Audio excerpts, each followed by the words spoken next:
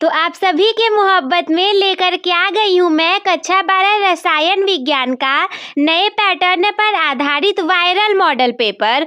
और मैं ये 100% गारंटी के साथ कह सकती हूँ कि 2026 के बोर्ड परीक्षा में एकदम सेम टू सेम ऐसा ही पेपर आपके एग्जाम में आएगा। और इतना ही नहीं, ये भी कह सकती हूँ कि 80% से ज़्यादा क्वेश्चन आपके एग्जाम में मैच करेंगे। केवल 15 से 20 क्वेश्चन रह जाएंगे जो कि मैच नहीं करेंगे। और ऐसा है कि कोई पूरा एकदम पेपर बोर्ड से चुरा करके तो आपको नहीं दिखा सकता, ना ही असली पेपर ला करके दिखा सकता है, क्योंकि उसे पेपर लीक माना जाएगा। और जब पेपर लीक हो गया तो परीक्षाएं ही रद्द कर दी जाती हैं। इसी वजह से चाहे जो कोई भी आपको पढ़ाएगा या बताएगा, वो आपको केवल मॉडल पेपर ही करवा सकता है। तो आगे से बच करके रहिएगा। चलिए, छोटी सी वीडियो रहेगी, पूरा मॉडल पेपर दिखा करके जाएंगे, तो वीडियो में अंत तक बने रहिए। तो ये देखिए, ये है सत्र 2026 का प्रतिदर्श प्रश्न पत्र। किस विषय का? विषय रसायन विज्ञान कक्षा 12।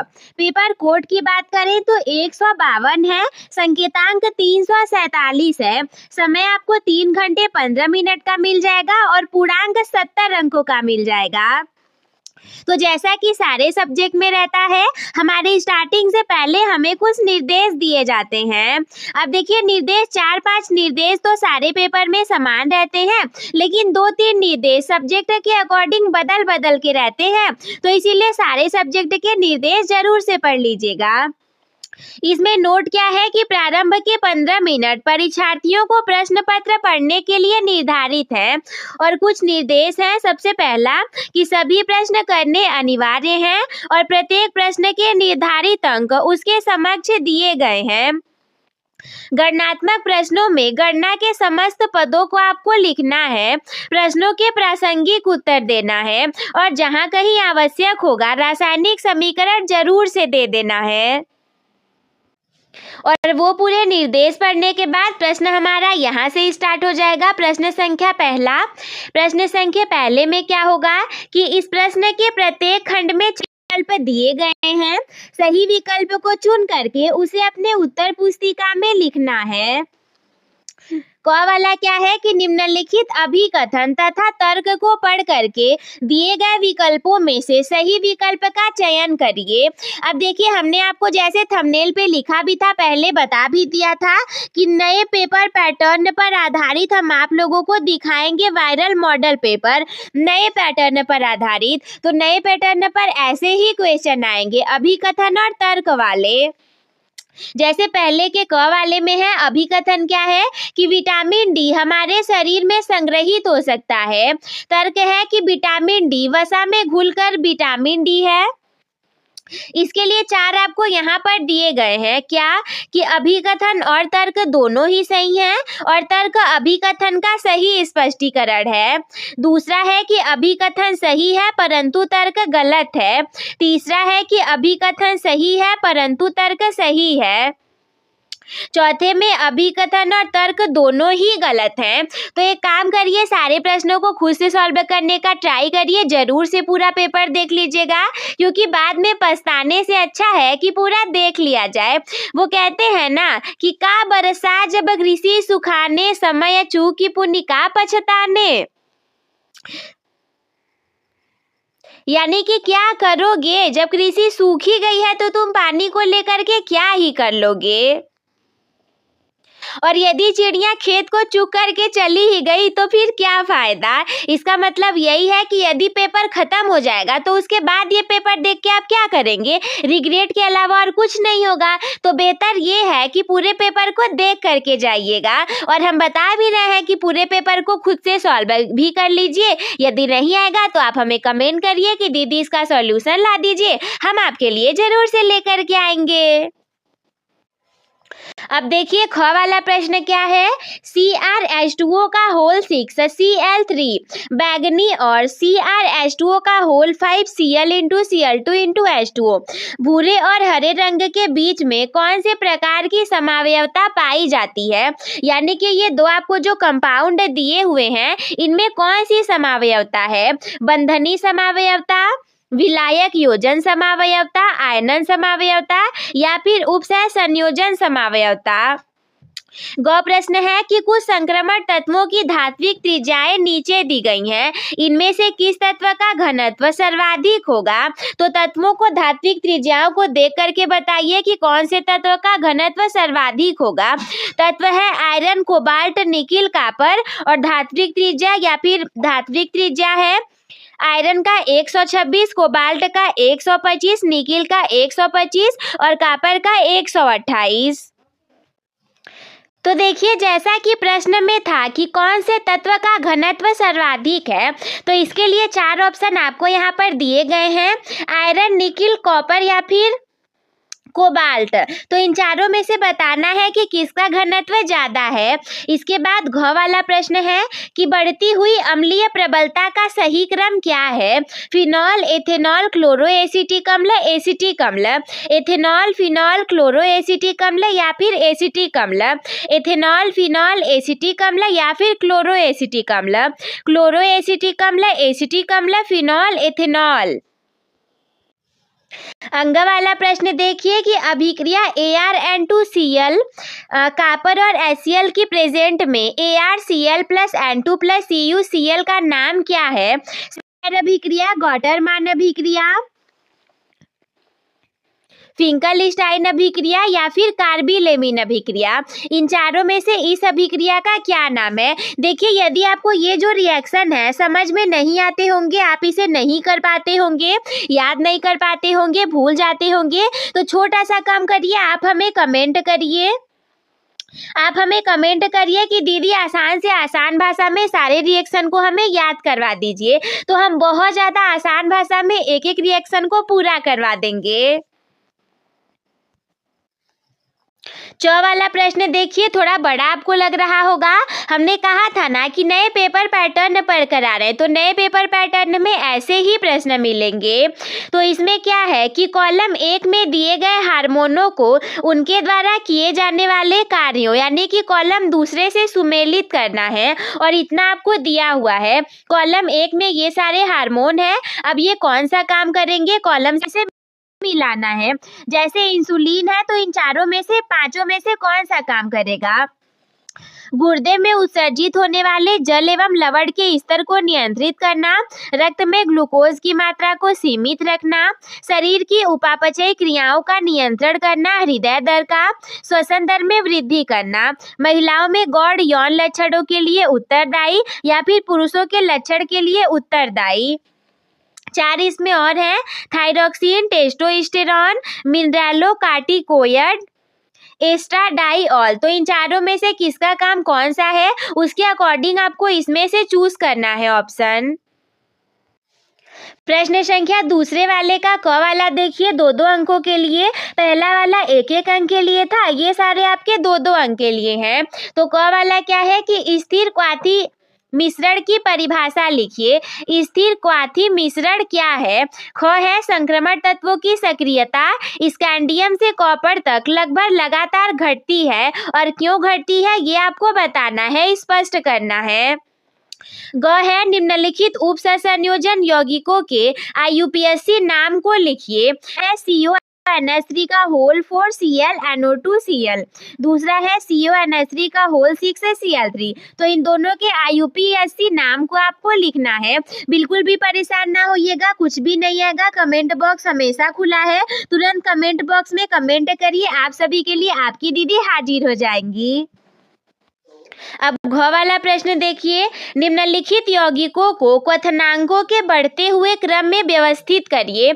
1+1 यानी कि 2 मार्क्स के लिए। पहला है ब्रोमोएथेन, ब्रोमोफॉर्म, क्लोरोमेथेन, डाइब्रोमोमेथेन। तो इसे आपको क्वथनांक के बढ़ते क्रम में व्यवस्थित करना है। दूसरा है 1-क्लोरोप्रोपेन, आइसोप्रोपिल क्लोराइड, 1-क्लोरोब्यूटेन। प्रश्न संख्या तीसरे का क वाला है C7H8O आणविक सूत्र वाले मोनोहाइड्रिक फिनॉलों की संरचना आपको लिखना है। ख है कि बेंजीन का क्वथनांक 353.23 केल्विन है।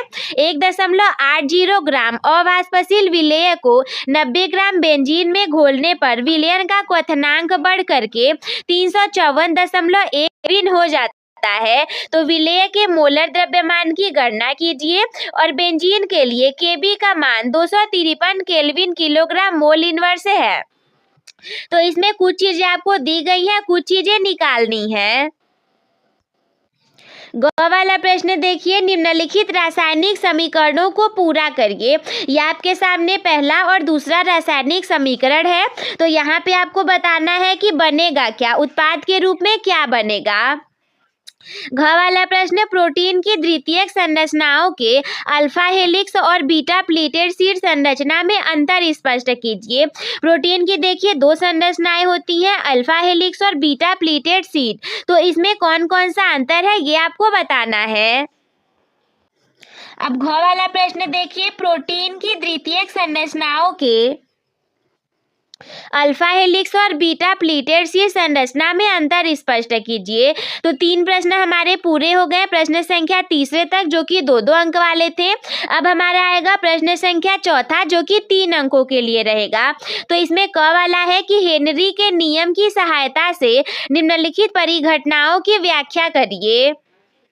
2 प्रश्न है, एक है 1.5 नंबर के लिए, दूसरा भी 1.5 नंबर के लिए, मिला करके आपको 3 अंक मिल जाएंगे। तो सबसे पहला है कि अधिक ऊंचाई पर सांस लेने में कमजोरी एवं असुविधा महसूस होती है।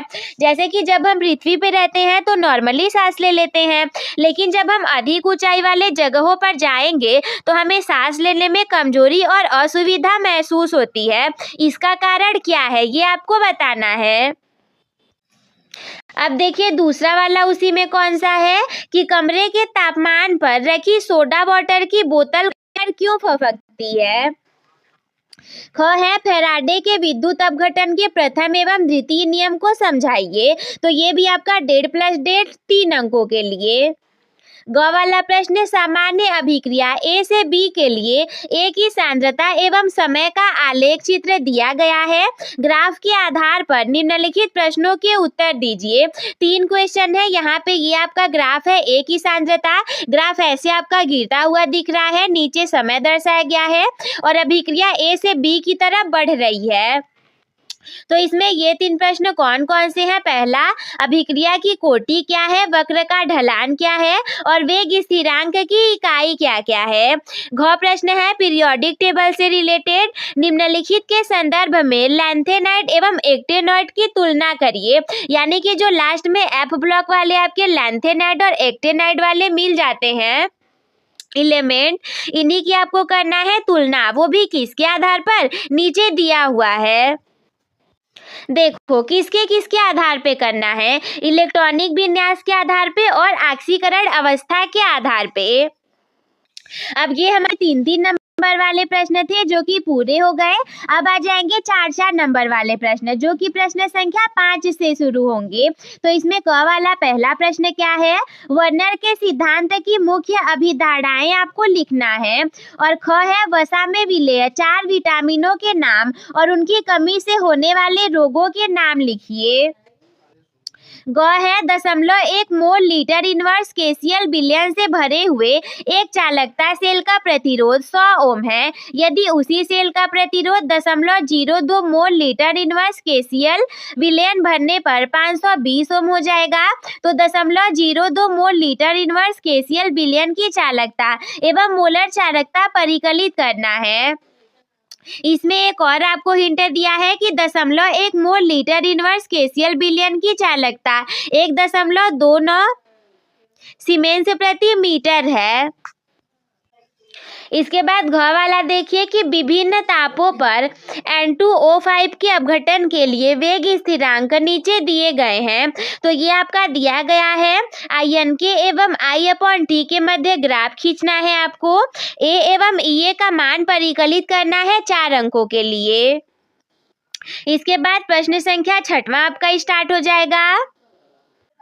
अब देखिए प्रश्न संख्या 6वें का क वाला, एक रंगीन AC6H7N जल में बहुत कम घुलनशील है और खनिज अम्ल के साथ अभिक्रिया से जल में विलेय एक यौगिक B देता है।